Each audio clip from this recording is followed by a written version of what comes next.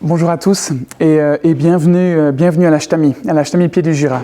Aujourd'hui, comme on l'a annoncé ces derniers temps, on va commencer une nouvelle série sur la vie d'un homme qu'on trouve dans la Bible, dont l'histoire est racontée dans la Bible et qui s'appelle Daniel.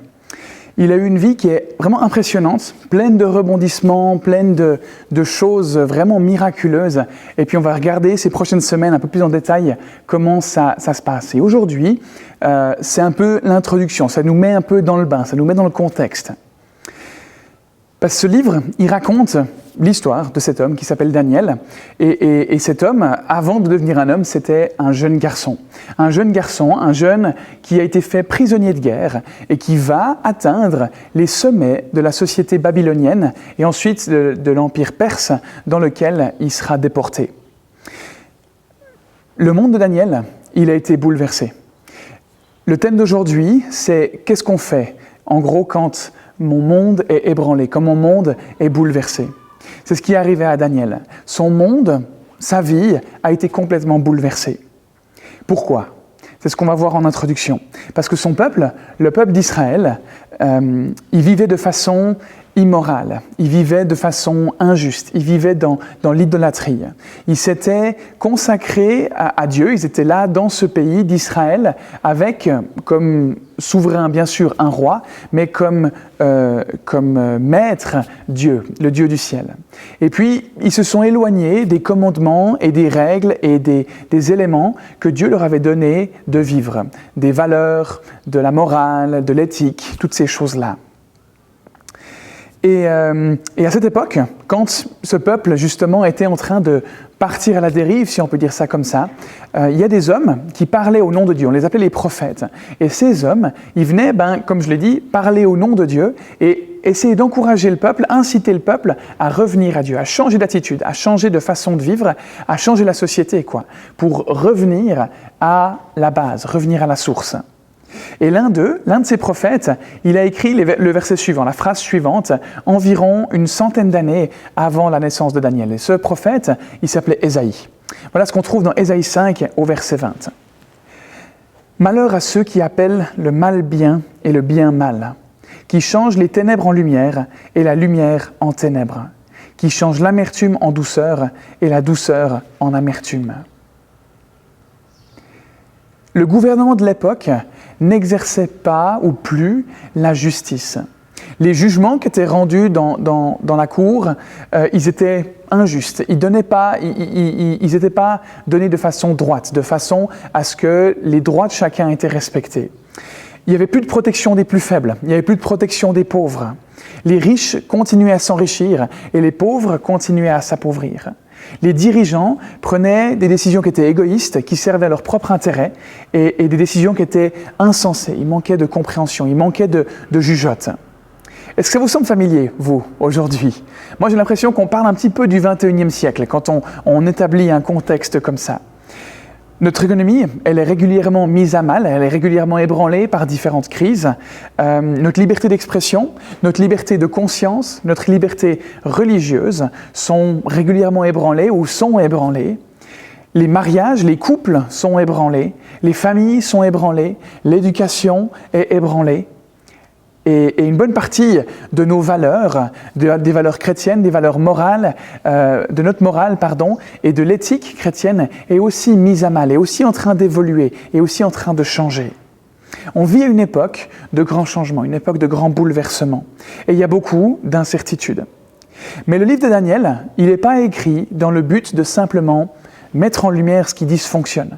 Dans le livre de Daniel, il nous encourage à développer une foi qui est courageuse, à développer une foi qui répond à cette situation, qui répond à ce bouleversement. L'environnement d'enfance de Daniel, il a été détruit. Il est emmené dans un pays étranger, loin de sa famille, à des centaines de kilomètres, et on va lui faire un lavage de cerveau, en tout cas on va essayer.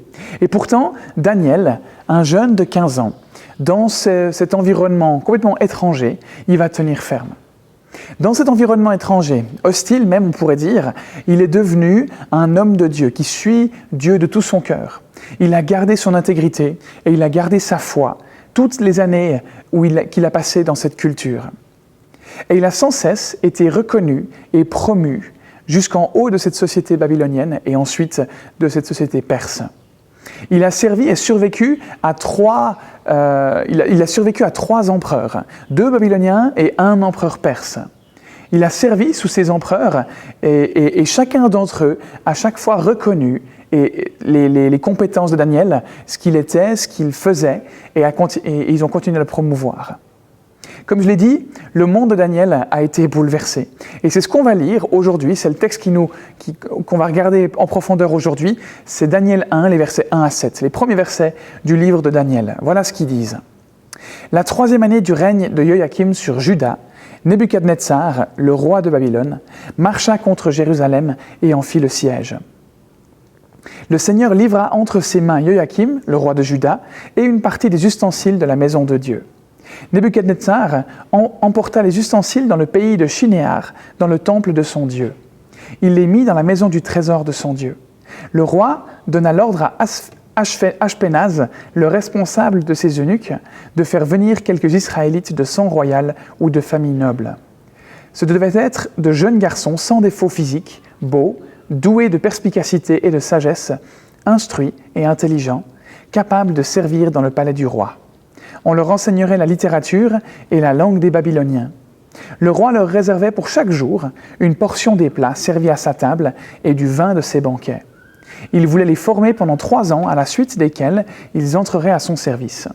Il y avait parmi eux des Judéens, Daniel, Anania, Michaël et Azaria. Le chef des eunuques leur donna des noms. À Daniel, celui de Belchatsar, à Anania, celui de Shadrach, à Michaël, celui de Meshach, et à Azaria, celui d'Abednego. Parmi toutes les personnes que Nebuchadnezzar ramène à Babylone, il demande à ce qu'on prenne des jeunes garçons. Et le terme hébreu utilisé pour garçon dans le texte, il est traduit par enfant dans de nombreux autres passages bibliques. Donc Daniel, c'est pas un adulte quand il est enlevé, c'est pas un adulte quand il est retiré de sa famille et de son pays et déporté. Et on imagine, on estime qu'il devait être à peu près adolescent, il devait avoir entre 10 et 15 ans à cette époque. Et comment est-ce qu'il devait être, ces garçons qui ont été déportés ? Il devait être beau, il devait être intelligent, et puis il devait être d'un statut social élevé, de noblesse. Est-ce que là aussi, ça ne vous fait pas penser un petit peu à notre société aujourd'hui ? Le roi dit en gros que s'ils n'ont pas de papier universitaire, pas une formation un peu le top du top, et qu'ils ne sont pas beaux physiquement, et puis qu'ils ne sont pas d'un statut social de classe moyenne ou de la bourgeoisie, en gros, qu'il n'a pas besoin d'eux. Aujourd'hui, comme à l'époque, tout est question de pouvoir, de beauté et puis d'argent. Et qu'est-ce qui va arriver à ces jeunes garçons ? On va les endoctriner. On va leur enseigner la langue et la culture babylonienne. On va leur donner un nouveau nom. Donc on va chercher à changer leur identité, à les déraciner complètement de leur culture. Donc en gros, ils ne seront plus juifs, ils ne seront plus israélites, ils seront babyloniens. Et pendant cette semaine, à partir d'aujourd'hui, on va analyser cette histoire étonnante sur la façon que Daniel a eu de survivre, de prospérer et de s'épanouir dans une culture où les gens qu'il a côtoyés, où la culture qu'il côtoyait n'était pas en accord avec ses valeurs. Et on va se l'approprier, on va voir comment nous aussi, on peut s'épanouir dans une culture où les valeurs ne correspondent pas aux nôtres. Et aujourd'hui, on va voir 3 points. 3 choses qu'on peut faire quand notre monde est bouleversé. 3 choses qu'on peut faire quand, comme Daniel, la situation de nos vies, les situations de nos vies nous laissent complètement démunis. Premièrement, vous pouvez le noter dans vos notes, ça, c'est le premier point à noter aujourd'hui. Ne soyons pas surpris par l'adversité. Même si l'effondrement de la civilisation d'Israël elle a été un choc, ce n'était pas une surprise. Comme on l'a vu, il y a plusieurs personnes qui avaient annoncé que ça se passerait. Si le peuple juif continuait à s'éloigner des valeurs et de l'éthique que Dieu leur avait demandé de respecter et de vivre. Et Daniel, il avait certainement entendu ces personnes annoncer ces choses en tant qu'enfant. Peut-être à la table, avec ses parents, avec les nobles de la ville. Peut-être qu'ils étaient en train de parler de ces prophètes qui circulaient dans la ville et puis qui disaient des choses qu'ils n'avaient pas vraiment envie d'entendre. Donc Daniel, il devait être au courant de ces annonces, il devait être au courant de ce que ces prophètes disaient de la part de Dieu. Donc ce n'était pas une surprise. Nous aussi aujourd'hui, au travers de la Bible et au travers de l'épître de Pierre en particulier, un homme qui a écrit quelques livres de la Bible, on est mis au courant et on est averti des choses qui pourraient venir nous secouer dans la vie. Voilà ce qu'on lit dans 1 Pierre 4 au verset 12. « Mes chers amis, ne soyez pas surpris d'avoir été plongés dans la fournaise de l'épreuve, comme s'il vous arrivait quelque chose d'anormal. » Ce qu'il dit, c'est que les difficultés sont normales. Pierre nous invite à ne pas être surpris quand ces difficultés, elles arrivent. Au paradis, tout sera parfait, tout est parfait. Il n'y a pas de chagrin, pas de pleurs, pas de tristesse, pas de surprise. Tout est fait, tout est harmonieux, tout est homogène. Ici, sur terre, tout est brisé à cause du péché, à cause de la tendance de l'être humain à chercher à vivre sans Dieu, comme ce peuple d'Israël le faisait, à ne pas vivre selon la morale, selon l'éthique, selon la volonté de Dieu. Donc, on ne doit pas s'attendre à ce que tout soit parfait ici-bas.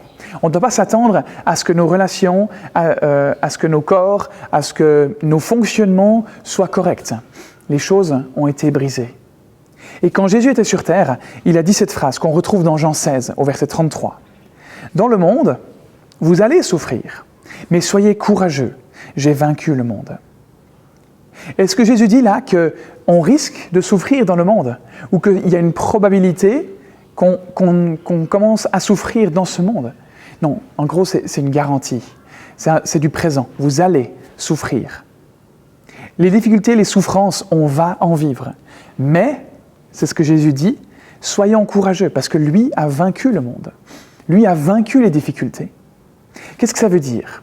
Ce que ça veut dire, c'est que, comme je le disais tout à l'heure, le monde a été brisé par le péché, par la volonté de l'homme, par la façon d'être de l'homme qui cherche à vivre sans Dieu, à cause du péché et de cette tendance à vouloir se séparer de Dieu. Mais Dieu, il a mis fin à ce péché. Comment? Eh bien justement en envoyant Jésus sur terre. Jésus sur terre pour nous pardonner de ses péchés, pour nous montrer la voie à suivre, pour nous montrer comment vivre à nouveau avec sa morale, avec ses valeurs, avec sa volonté.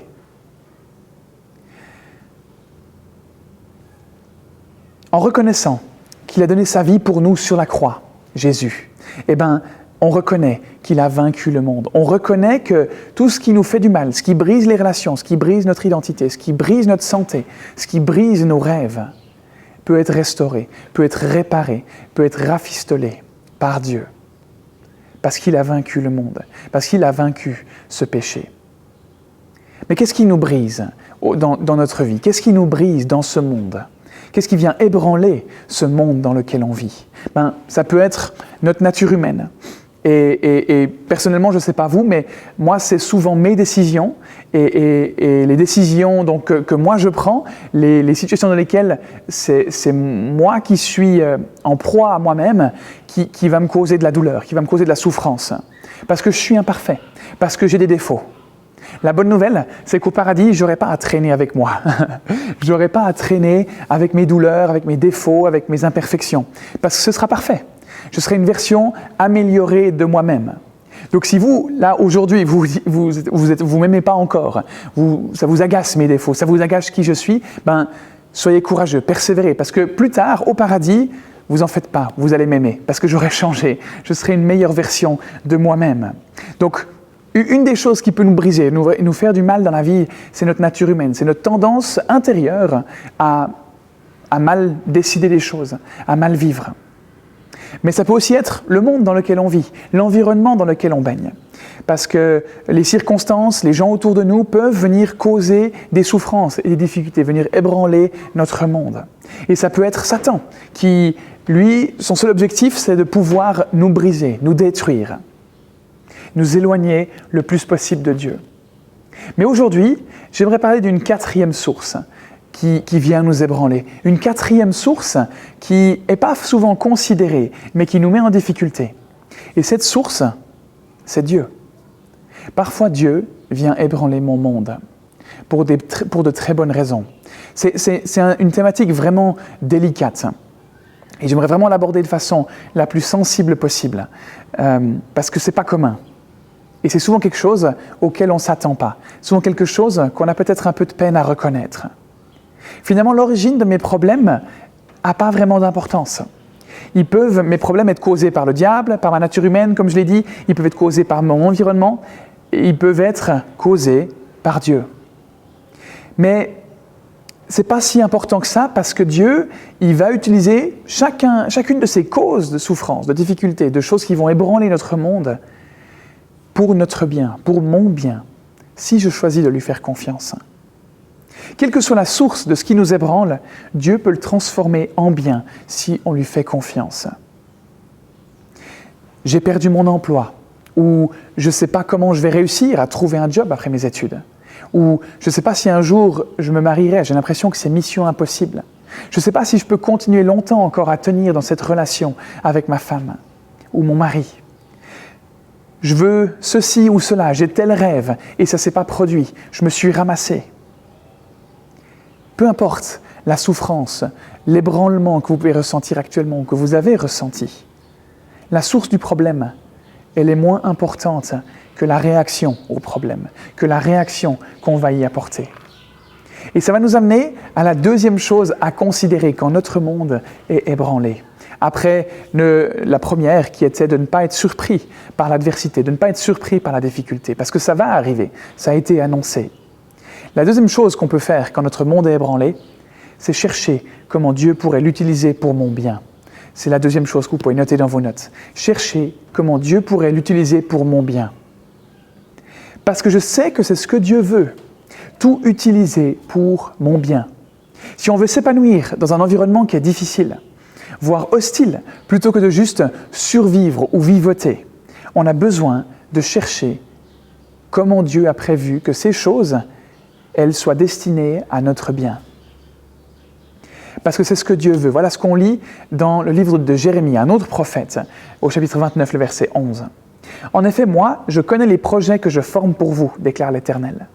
Projets de paix et non de malheur, afin de vous donner un avenir et de l'espérance. » Le diable, Satan, lui, il a de mauvais plans pour notre vie et il cherche à nous détruire.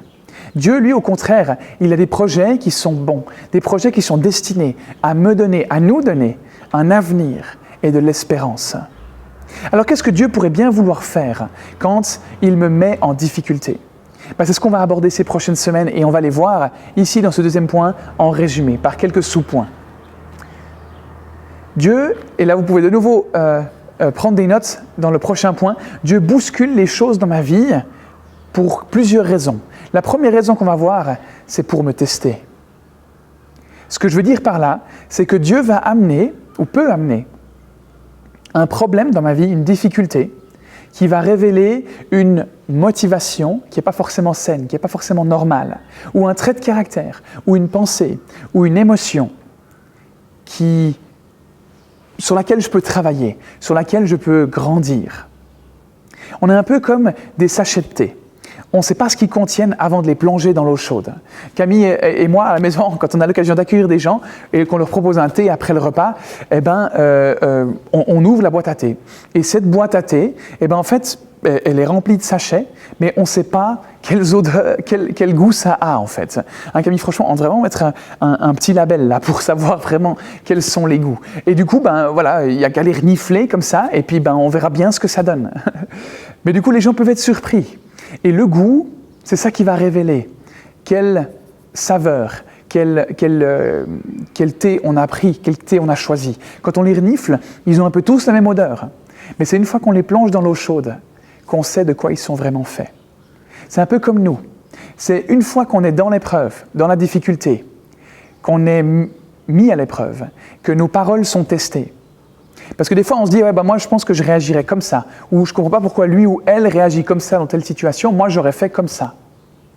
Et après, nous-mêmes, on se retrouve dans l'épreuve. Et là, on voit si la parole qu'on a dite, si la pensée qu'on avait, elle est vraiment vraie. Parce que des fois, on se dédouane. Des fois, on n'est pas présent. On n'assume pas forcément ce qu'on est. Donc, quand Dieu nous teste, ce n'est pas pour nous faire du mal. C'est pour nous permettre de comprendre ce qui ne va pas, de comprendre ce qui est important, de mettre en lumière quelque chose qui a besoin d'être mis en lumière, d'être valorisé ou au contraire d'être écarté. Parce qu'il sait déjà ce qui ne va pas, il sait déjà ce qui va se passer. Mais nous, on ne le sait pas et nous, on a besoin d'être testés. Voilà ce qu'on lit de nouveau dans le livre de Jérémie, au chapitre 17, le verset 10. « Moi, le Seigneur, j'examine les pensées et les désirs de tous. Ainsi, je peux traiter chacun selon sa conduite, selon le résultat de ses actions. » D'après ce qu'on lit dans ce verset, on voit que Dieu examine ce qui se passe en nous, les pensées et les désirs. Et je crois que ça nous montre quelque chose sur Dieu. Pour lui, le pourquoi est toujours plus important que le quoi. Dans la vie, ce qu'on fait n'est pas aussi important pour Dieu que la raison pour laquelle on le fait. Dieu, il va regarder au cœur, il va regarder à la motivation. Et Dieu nous examine parce qu'il est plus intéressé par notre intégrité que par notre image. L'image, c'est ce que tout le monde peut voir. L'intégrité, c'est ce qu'on fait à l'abri des regards. L'intégrité, c'est ce qu'on est quand personne n'écoute, quand personne ne regarde. Les problèmes, les difficultés, les défis qui entrent dans nos vies, ça peut être des outils de mesure, comme ces sachets de thé. Nos réactions, elles permettent de mesurer différentes choses. Notre foi, notre engagement envers Dieu, notre maturité, notre intégrité, notre caractère. Et ces tests permettent de confirmer ou non des choses qu'on pense à propos de nous, par exemple. Dieu est à la première place dans ma vie. Mais quand je suis dans une situation où c'est mis à mal, quand je suis dos au mur, c'est là que je vais voir si c'est vraiment le cas, en fonction de ma réaction. Pour chercher comment Dieu peut utiliser les difficultés de nos vies pour notre bien, on peut se poser une série de questions. Et c'est ce qu'on va voir dans ces différents sous-points. Qu'on peut se demander pour savoir ce qui est en train de se passer et comment tirer profit de la difficulté dans laquelle on est. Donc la première question qu'on peut se poser, là vous pouvez aussi la noter dans vos notes, c'est qu'est-ce que ce problème révèle à mon sujet? Quand ma vie est ébranlée, que c'est instable, qu'est-ce que ce problème peut révéler à mon sujet? Quel aspect de ma vie est-ce que je peux travailler, améliorer au travers de ce défi? Donc Dieu, il peut bousculer nos vies pour nous tester. Il peut aussi bousculer les choses dans nos vies pour une deuxième raison. Pas seulement pour nous tester, mais aussi pour me corriger. C'est le cas pour le peuple d'Israël, comme je l'ai expliqué en introduction. Ils s'étaient vraiment éloignés des valeurs que Dieu leur avait données. Ils avaient abandonné Dieu, en quelque sorte. Et la correction que Dieu a donnée au peuple, elle a été radicale. Il les a envoyés en exil pendant 70 ans. Alors c'est vraiment un déracinement total, c'est vraiment brutal, mais c'est ce qu'il a fait. Et dans le Nouveau Testament, dans le livre des Hébreux, c'est un texte qu'on trouve, on connaît pas trop, on n'est pas sûr de l'auteur. Voilà ce qu'on trouve au sujet de la correction. Hébreux 12, les versets 7 à 11. « Supportez les souffrances par lesquelles Dieu vous corrige. Il vous traite en effet comme ses fils. Existe-t-il un fils que son père ne corrige pas? Si vous n'êtes pas corrigés comme le sont tous ses fils, alors vous n'êtes pas de vrais fils, mais des enfants illégitimes. Mais Dieu nous corrige pour notre bien, afin que nous ayons part à sa sainteté. Quand nous sommes corrigés, il nous semble au moment même que c'est là une cause de tristesse et non de joie. Mais plus tard, ceux qui ont reçu une telle formation bénéficient de l'effet qu'elle produit. La paix associée à une vie juste. En fin de compte, c'est pour notre bien, pour qu'on puisse vivre en paix. On a tous bénéficié de correction. Et quand elle est bien apportée, cette correction, parce que des fois c'est pas vraiment bien fait, elle est bénéfique. On a été corrigé par nos parents et ça nous a appris un tas de choses sur la vie. On a été corrigé par nos enseignants à l'école et ça nous a permis de nous former. On a été corrigé par notre supérieur au travail et ça aussi, ça nous a permis de nous former, d'apprendre de nouvelles compétences, à nous améliorer. Les corrections, elles nous permettent de nous réorienter, de changer de voie, de retenir l'essentiel et de s'améliorer pour être meilleur par la suite. Un parent qui ne corrige pas ses enfants, je ne vais pas faire une leçon d'éducation là, mais on pourrait dire que c'est un parent qui n'aime pas son enfant. C'est ce qu'on déduit de la Bible, de ces passages. La correction, c'est en quelque sorte la preuve que je fais partie de la famille de Dieu, que la personne, que l'enfant que je corrige, c'est bien mon enfant, comme le dit l'auteur des Hébreux. Ceux qui sont parents parmi vous, ils pourraient le dire. Est-ce que ça vous fait du bien de corriger votre enfant? Non. Aucun parent, j'espère, n'aime corriger ses enfants. Mais on le fait parce qu'on pense que c'est bien, parce qu'on pense qu'ils peuvent apprendre quelque chose, parce qu'ils peuvent devenir meilleurs. Parfois, la correction, c'est le seul moyen pour qu'on apprenne. On lit dans le livre de Job. Job, c'est l'histoire d'un homme qui a énormément souffert, qui a été mis à l'épreuve par Dieu et qui a perdu beaucoup de choses, qui a beaucoup été mis en difficulté. Et voilà ce qu'il dit au sujet des souffrances dans lesquelles il se trouve. Job 5 au verset 17. « Il est heureux l'homme que Dieu corrige. » On pourrait vraiment dire que c'est un truc de masochiste, cette histoire de dire « Allez, corrigez-moi, je veux souffrir pour être heureux. » Mais c'est ce qu'il croit. Soyons heureux d'être corrigés par Dieu. C'est la conséquence qui importe. Je crois que ce que Job veut dire par là, c'est pas que la souffrance, elle est agréable, mais ce qui en résulte est bon pour lui. Parce que ça nous permet, comme on l'a lu dans Hébreux, de vivre en paix. Ça demande de reconnaître que Dieu sait ce qui est bon pour nous. Et parfois, le seul moyen pour qu'on change quelque chose en nous qui n'est pas bon, pour apprendre ce qu'on a besoin d'apprendre, pour changer ce qui a besoin d'être changé, pour changer de direction, pour être réorienté, c'est de passer par une expérience douloureuse. Quand notre peur du changement est rattrapée par la douleur. Parfois dans la vie, on apprend la valeur de l'argent seulement une fois qu'on l'a perdu. Parfois, on apprend la valeur de l'amitié seulement une fois qu'on l'a perdu. Parfois, on apprend la valeur de notre santé qu'après l'avoir perdue. Et donc parfois, Dieu permet la douleur, les problèmes, et me permet d'être bousculé pour apprendre quelque chose. Prenons un exemple de la Bible, celui de Jonas. Dieu il a dit à Jonas, c'était un prophète Jonas aussi, quelqu'un qui parlait au nom de Dieu. Et Dieu lui dit, il faut que tu ailles parler à ces gens de la ville de Ninive. Mais Jonas, il ne voulait pas y aller. Il avait des préjugés et il n'a pas voulu écouter Dieu. Donc il est parti dans la direction opposée. Et Dieu lui a alors préparé un problème sur mesure. Un gros poisson l'a englouti. Pendant 3 jours. Pendant 3 jours, Jonas il était enfermé dans le ventre d'un poisson. Et après 3 jours, il l'a recraché. Parfois, nous aussi, on est engloutis par un gros problème. Mais quand ce problème nous recrache, on change de direction. Parce que Jonas aussi, après avoir été recraché, il a changé de direction. Il a été parlé aux habitants de Ninive. Dieu utilise les problèmes pour nous corriger, pour nous réorienter. Et donc une autre question qu'on peut se poser quand notre vie est bousculée, quand notre monde est ébranlé, c'est la suivante. Qu'est-ce que ce problème m'apprend? Qu'est-ce que je devrais corriger? Au lieu de demander pourquoi ça nous arrive, demandons-nous ce qu'on peut en retirer. Qu'est-ce que je devrais apprendre? Parce que Dieu utilise les problèmes aussi pour nous corriger. Pour nous tester, pour nous corriger. Et troisièmement, Dieu bouscule les choses dans ma vie pour me protéger. Vous avez déjà eu cette impression d'avoir évité quelque chose de plus grave? Ça nous a fait mal, mais on se rend compte que ça aurait pu être pire. Dans une telle situation, quand on en est conscient, c'est bien, c'est super. Mais parfois, on n'a pas la vue d'ensemble, on n'a pas le recul pour se rendre compte de ce qu'on a évité de pire. Et peut-être que l'un ou l'autre d'entre nous, d'entre vous, a voulu obtenir un certain travail, un certain emploi, et que ça lui a été refusé pour une quelconque raison.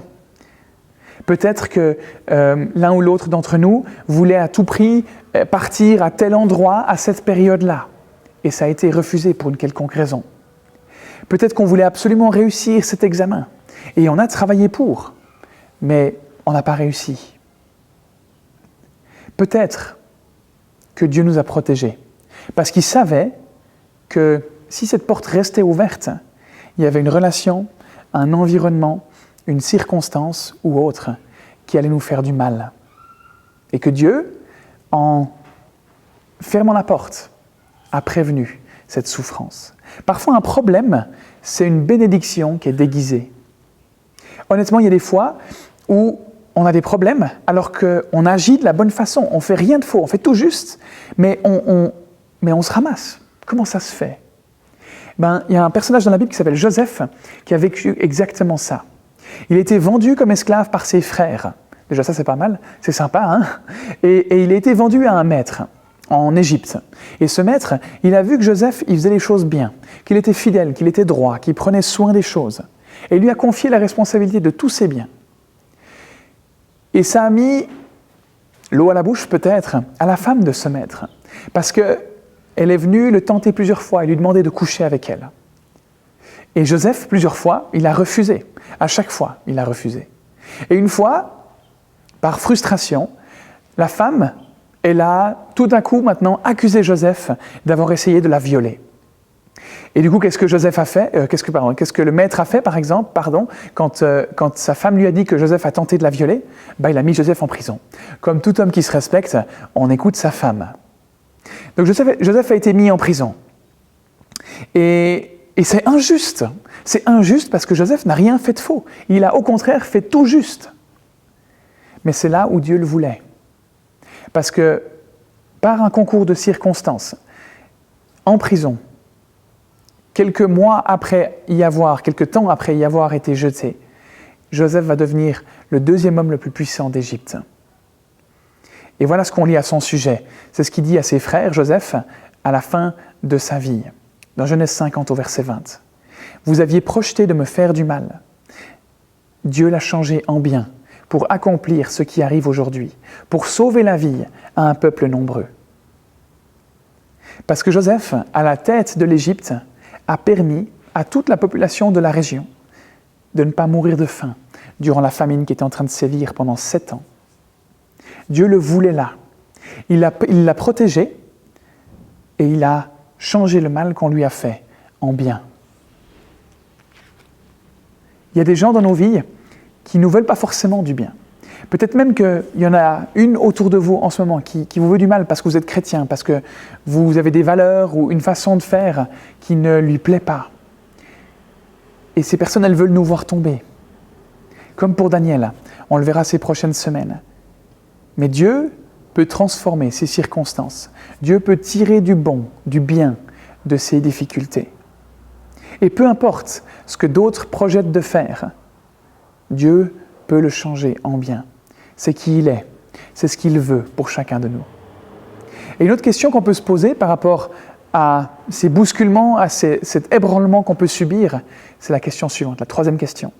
En quoi ce problème, cette difficulté, pourrait-il me protéger? En quoi ce problème pourrait-il me protéger?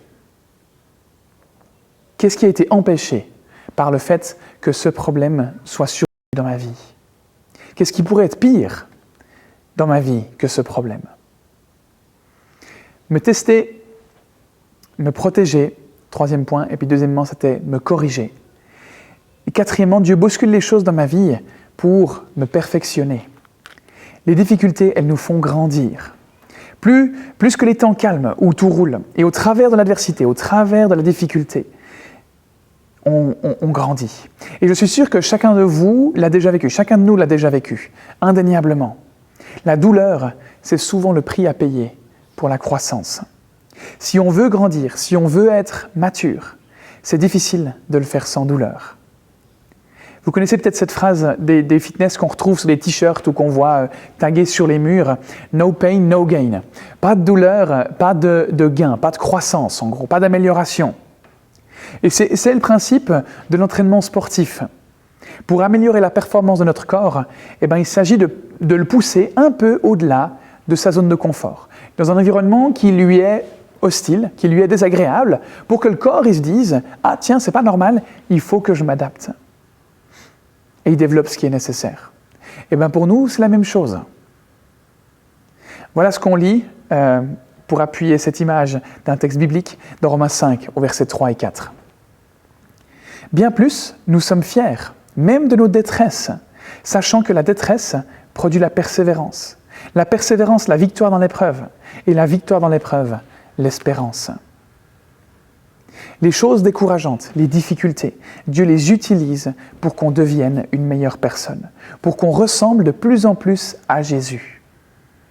Ces épreuves, elles nous permettent de développer la persévérance. Dans d'autres traductions de la Bible, c'est marqué la patience, qui nous permettent d'avoir la victoire dans l'épreuve et d'espérer en Dieu. Et la victoire dans l'épreuve, ce n'est pas forcément qu'on va y gagner, que la difficulté va disparaître, mais c'est qu'au travers de cette difficulté, on va apprendre quelque chose qui va nous former. Des fois, c'est ça aussi. Mais ça reste une victoire. Et cette victoire, elle va produire l'espérance. Elle va produire la confiance en Dieu, parce qu'on se rend compte de ce qu'il fait au travers de nous. Et je ne crois pas que Dieu cherche à nous rendre la vie facile sur cette terre. Ce qui l'intéresse, c'est de faire grandir notre caractère. Et c'est pour ça que l'auteur de ces versets, donc l'apôtre Paul, dans l'épître aux Romains, là, il dit qu'on peut se réjouir des difficultés, parce qu'elles sont quelque chose d'utile, quelque chose de bon pour nous permettre de nous développer, pour nous permettre de développer la persévérance, de développer notre caractère. Et la dernière question qu'on peut se poser, quand nos vies elles sont bousculées, ébranlées, c'est celle-ci. Comment est-ce que je peux grandir au travers de ce problème ? En gros, nos problèmes ne sont pas vraiment nos problèmes. Toutes ces choses qu'on pense être nos problèmes ne le sont pas parce qu'il y a d'autres enjeux cachés, d'autres enjeux derrière, des enjeux qui sont plus importants. Le problème qu'on a, en fait, c'est de savoir comment on va réagir au problème. Si je réponds en faisant confiance à Dieu, en le remerciant, en restant intègre, en persévérant, comme on va le voir au travers de la vie de Daniel, on va aller de victoire en victoire. Que ce soit dans notre carrière, dans nos relations, dans notre caractère, peu importe le domaine. L'enjeu, c'est de ne pas perdre de vue le réel enjeu de nos problèmes. D'arriver à prendre du recul et de voir ce qui est la source de ce qui ne va pas, de ce qui dysfonctionne et comment on peut grandir au travers de ça. Donc premièrement, pour revenir à nos points, ne soyons pas surpris par l'adversité. Deuxièmement, cherchons comment Dieu peut utiliser nos problèmes pour notre bien. Et dernièrement, dernier point qu'on voit aujourd'hui, faire confiance à Dieu pour ce que je ne comprends pas. Je le dis et je le redis et on le redit tous chaque fois. Faire confiance à Dieu. Quand il y a un problème dans ma vie que je ne comprends pas, quand je ne vois pas que Dieu est en train de me tester, que Dieu est en train de me corriger, que Dieu est en train de me protéger, que Dieu est en train de me perfectionner, je veux choisir de faire confiance. Mais c'est difficile parce que tout nous pousse à ne pas le faire. Parce que dans les faits, ça fait mal. Parce que dans les faits, ça ne montre pas que Dieu est en train d'agir en arrière-plan. C'est un choix, le choix de faire confiance. Parce que je sais qu'il fait en sorte que tout se passe pour mon bien. Voilà ce que le Proverbe 20, au verset 24, nous dit. Le livre des Proverbes, c'est un livre un peu philosophique, qui nous donne des conseils de sagesse un peu sur la vie. Voilà ce qu'il dit, le Proverbe 20, au verset 24. C'est le Seigneur qui dirige la vie d'un homme. Comment celui-ci peut-il comprendre où il va ? Alors, j'ai pas l'impression que l'auteur, il essaye de nous dire en gros que l'être humain, il est bête, et puis que, il a rien à dire. Non, c'est pas ça. Je crois que ce que l'auteur essaie de nous dire, c'est que Dieu veut prendre soin de nous. Dieu, il a le regard, le contrôle sur tout ce qui va se passer. Il sait tout. Et si on le reconnaît, si on reconnaît notre besoin de lui, il va conduire notre vie de la bonne façon. Mais nous, on n'en est pas trop capable parce qu'on n'a pas ce recul, on n'a pas toute cette connaissance. Donc on a besoin de faire confiance à Dieu. Des fois, même souvent, en ce qui me concerne, je ne comprends pas exactement ce qui se passe. Je ne comprends pas les enjeux des situations dans lesquelles je me trouve. Mais je veux faire confiance. Parce que je sais que Dieu sait tout. Et ce n'est pas facile tous les jours. Je doute beaucoup. Mais je veux faire confiance. Je veux avoir la foi. Croire que Dieu sait tout et qu'il guide chacun de mes pas. Il l'a vu d'ensemble. Et ça serait déraisonnable, comme le dirait le verset des Proverbes là, de ne pas faire confiance à Dieu, parce que lui sait comment diriger ma vie. Un autre proverbe qu'on va lire au chapitre 3, les versets 5 et 6. « Confie-toi en l'Éternel de tout ton cœur, et ne t'appuie pas sur ton intelligence. Reconnais-le dans toutes tes voies et il rendra tes sentiers droits. Comme pour Daniel, comme pour Joseph, en lui faisant confiance, même quand on ne comprend pas ce qui se passe, il va rendre nos sentiers droits. Il veut nous permettre de nous épanouir dans la vie. Pas juste de survivre ou de vivoter, non, de s'épanouir, de prospérer, comme Daniel. C'est son plan pour nous. Et avant de prier, j'aimerais juste terminer par une petite auto-évaluation que vous pourrez certainement aussi poursuivre dans vos petits groupes. Peut-être que vous avez pensé à un problème en particulier alors que j'étais en train de parler et j'aimerais vous inviter à vous poser les questions suivantes pour découvrir un peu plus de quoi il s'agit. Alors, ce ne sera pas terminé là maintenant peut-être, mais c'est un début. Est-ce que ce que je suis en train de vivre, c'est un test ? Est-ce que je suis en train d'être mis à l'épreuve ? Est-ce que je suis comme un sachet de thé en train de pouvoir tester si mes actions correspondent bien à mes convictions ? Est-ce que c'est pour me corriger, pour me réorienter ce que je vis ? Est-ce que je fais quelque chose de faux ? Est-ce que je devrais changer d'attitude, changer de comportement ? Est-ce que ce qui se passe là, ça me protège de quelque chose de plus grave ? Est-ce que ce que je vis, c'est pour me permettre d'être un peu plus parfait, de m'améliorer, de grandir ? Qu'est-ce que j'ai à apprendre, à comprendre, à découvrir au travers de ce problème ? Et j'aimerais vous inviter maintenant à prier avec moi, à demander à Dieu de nous aider à répondre à ces questions. Maintenant, ou dans votre petit groupe, ou pendant la semaine, quand vous êtes en train de méditer ce contenu, ou un autre moment, peu importe. Peut-être qu'il y en a parmi vous qui se sentent complètement dépassés par ce qu'ils vivent. Et peut-être que vous n'avez jamais demandé à Dieu de venir habiter en vous. Et vous vous dites, mais en fait, j'en ai besoin. Je ne contrôle rien, je ne maîtrise rien, ça me dépasse. J'ai besoin que Dieu vienne donner la direction à ma vie.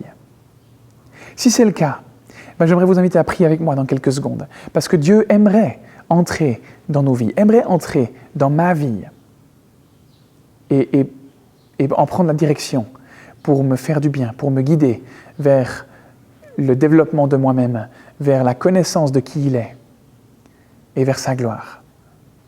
Et peut-être que vous avez besoin de redire à Dieu que vous aimeriez qu'il agisse dans votre vie, parce que vous avez déjà laissé Dieu entrer dans votre vie, mais les circonstances de la vie font que, quand on est dans le problème, on n'arrive pas à prendre du recul et on ne voit pas ce qui se passe vraiment. Et on oublie que Dieu est à la tête de tout ça, et que Dieu est en train de nous guider dans tout ça. Dans le concret de la vie de tous les jours, on oublie, on perd de vue quel est le véritable enjeu de nos problèmes. Et si c'est votre cas, j'aimerais aussi vous inviter à redemander à Dieu de venir agir en vous. Parce qu'on a besoin de se réengager régulièrement. C'est une des raisons pour lesquelles on se réunit chaque semaine comme ça. C'est pour se rappeler encore une fois du besoin qu'on a de Dieu et l'inviter encore une fois à venir agir en nous. Donc si vous ressentez ce besoin de prier, j'aimerais vous inviter à prier avec moi maintenant. Vous pouvez fermer les yeux, vous pouvez dire les mêmes mots que moi, vous pouvez simplement dire Amen à la fin, changer les paroles, peu importe. L'essentiel, c'est que vous alliez vraiment à la rencontre de Dieu. Alors prions ensemble. Seigneur Jésus, j'aimerais vraiment te faire confiance de tout mon cœur. Je ne veux pas dépendre de mon intelligence, je ne veux pas dépendre de ma façon de comprendre et de voir les choses. J'aimerais t'honorer dans tout ce que je fais. J'aimerais te donner ma vie, te laisser le contrôle de tout ce que je suis. Au travail, à la maison, dans mes relations, peu importe le domaine, tous les domaines de ma vie, Seigneur. J'aimerais me confier en toi, j'aimerais que tu sois celui qui guide ma vie. Alors enseigne-moi par les difficultés que je traverse, que ce soit maintenant ou plus tard. Et enseigne-moi à te ressembler un peu plus jour après jour. J'aimerais vraiment que tu sois le centre de ma vie. J'aimerais te donner ma vie.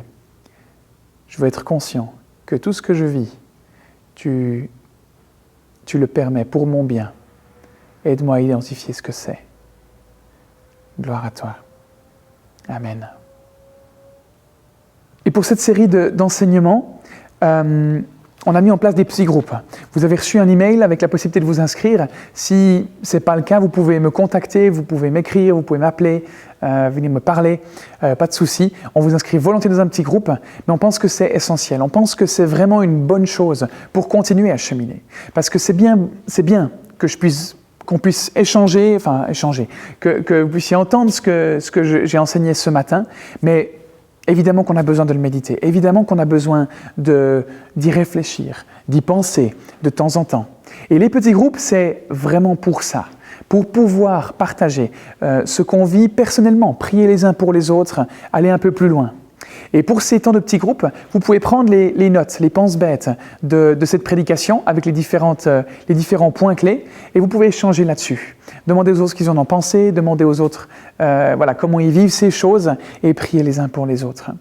Donc vraiment, si vous ne faites pas encore partie d'un petit groupe, j'aimerais vraiment vous encourager à me contacter et puis on vous trouvera un groupe, on vous trouvera des gens avec qui vous pouvez partager. C'est des bons moments à vivre ensemble. Saisissez cette occasion. Si vous avez envie d'aller de l'avant, si vous avez envie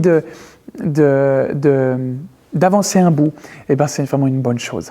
Alors, n'hésitez pas à me contacter. Et il ne me reste plus qu'à vous souhaiter un bon dimanche et une bonne semaine.